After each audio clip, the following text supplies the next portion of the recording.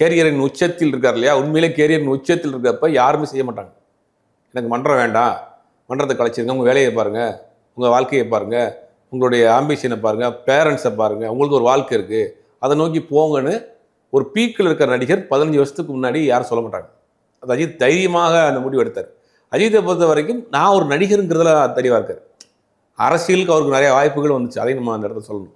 அந்த அம்மா இருக்கிறப்பயே ஒரு வாய்ப்புகள் வந்துச்சு, அந்த அம்மா மறைவுக்கு பிறகு வாய்ப்புகள் வந்துச்சு, எல்லாத்தையுமே தூக்கி போட்டார். இப்போ நேற்று கொடுத்த இன்டர்வியூவில் அவர் போகிற போக்கில் ஸ்போர்ட்ஸை பற்றி நிறையா பேசிக்கிட்டே வர்றப்ப தான் தமிழ்நாட்டில் இருந்த அந்த ஸ்டாம்பேடை பற்றி கேட்குறப்ப அவர் சொல்கிறாரு, இந்த கலாச்சாரத்தை முதல்ல ஒழிக்கணுங்கிறார்.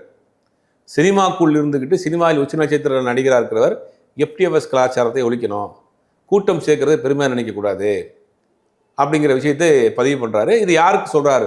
இந்த கரூர் சம்பவத்திற்கு எல்லாரும் தான் பொறுப்பேற்கணும், குறிப்பாக ஊடகங்கள். அப்படிங்கிற ஊடகங்கள் நடந்துக்கிட்ட விதம்ங்கிறது ரொம்ப ஒரு கேவலமான விதம்.